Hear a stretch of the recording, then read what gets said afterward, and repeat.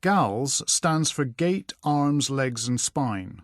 The GALS screen is a rapid musculoskeletal, neurological and functional assessment. Ask about pain or stiffness in the muscles, joints or back, whether they can dress themselves without difficulty, and if they can walk up and down stairs without difficulty. If all three answers are okay, there's unlikely to be a significant problem.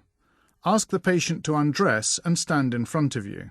Could you walk towards me? Ask the patient to walk ahead in a straight line for several steps, turn around and walk back. Could you do that again for me, please? Watch from both in front and behind, looking for smoothness and symmetry of the gait. Could I have a look at your back? Palpate for hyperalgesia in the belly of the supraspinatus muscle. Is that sore? No. Hyperalgesia here is a typical finding in fibromyalgia. How about that? No.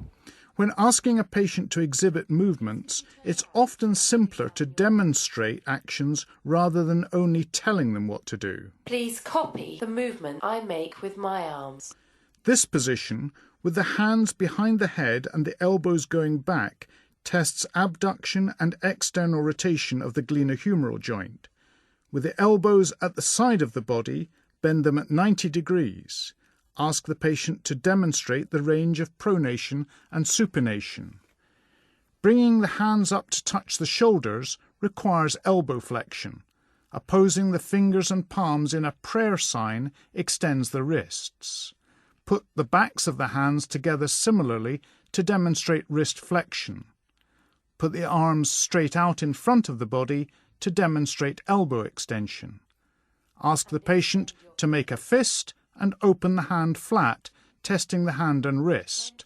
Look for complete extension of all the finger joints. Please relax your arms. Ask the patient to squeeze your index and middle fingers, testing their power grip. Please make a pincer grip. And don't let me break it. Test the ability and strength of thumb and index finger opposition. Please touch each finger to your thumb. This demonstrates precision grip, coordination and concentration. Gently squeeze the patient's metacarpal heads.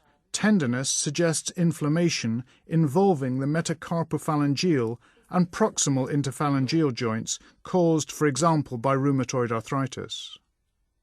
Is this sore? No. The next section is the legs. Ask the patient to lie supine on the couch and adjust it as necessary. Remember that some parts of lower limb examination may risk dislocation of a total hip replacement, so examine with care. Start with Thomas's test for fixed flexion deformity of the hip, testing hip extension if you like.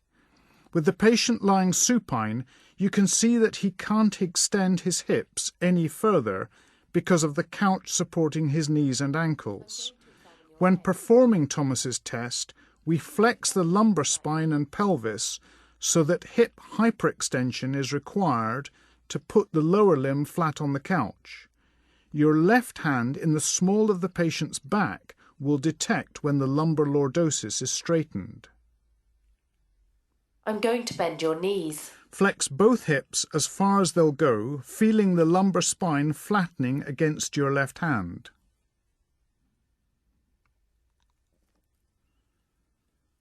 Could you straighten your left leg for me? Putting the left lower limb flat on the couch with the lumbar spine still flexed shows a few degrees of hyperextension of the left hip. In fixed flexion deformity, the limb will remain elevated or curvature will return to the spine. Could you bend your knee for me? Examine the range of flexion in the hip and knee with your hand on the patient's knee. This allows you to feel for crepitus in the patellofemoral joint.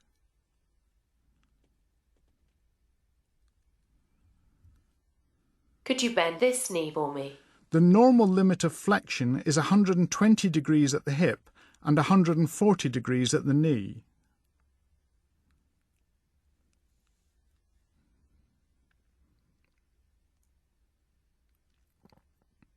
Could you bend this knee for me?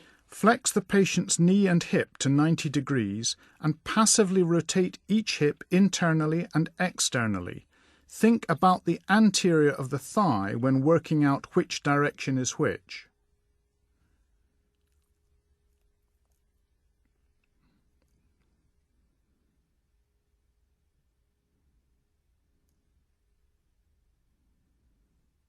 Could you bend your left knee? Be careful to do this test gently. It may be uncomfortable for the patient. Note any pain or restriction of movement. The normal range is 45 degrees in each direction.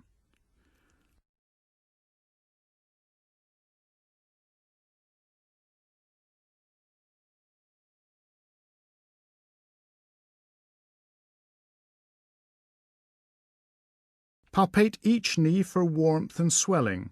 These are features of inflammation.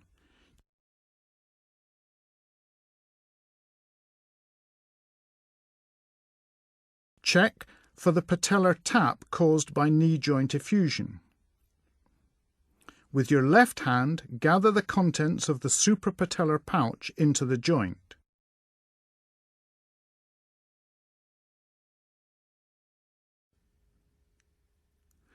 Look at the feet for any abnormality. Examine the soles, looking for calluses or ulcers indicative of abnormal load bearing.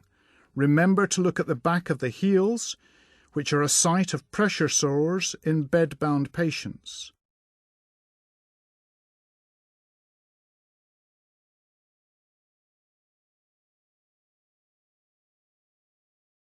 Look at the alignment of the toes and gently squeeze the metatarsal heads together. Is this sore? No. To see if there's any tenderness from inflammatory arthritis. And this? No. I'm now going to examine your back. I'm just going to lower the couch. Finally, the spine. We need the patient standing again.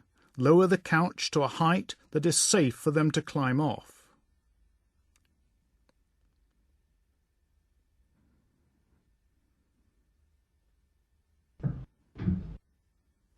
Let me give you a hand up. Could you stand here for me, please? With your legs slightly apart. Standing behind the patient, assess the straightness of the spine. Look at the symmetry and muscle bulk in the neck, upper limbs, trunk and lower limbs. Look for asymmetry in the level of the iliac crests, which may be due to leg shortening. Look for swelling or other abnormality of the gluteal, hamstring and calf muscles, and at the Achilles tendons and hindfoot regions for swelling or deformity.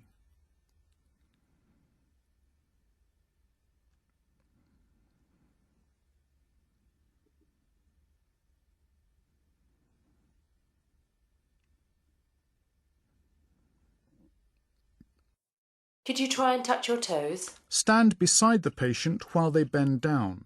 As well as spinal flexion, look for exacerbation of scoliosis or limitation of hip flexion. Stand behind and hold the pelvis to stop it moving. Could you turn from side to side? This tests rotation movement happening mostly in the thoracic spine.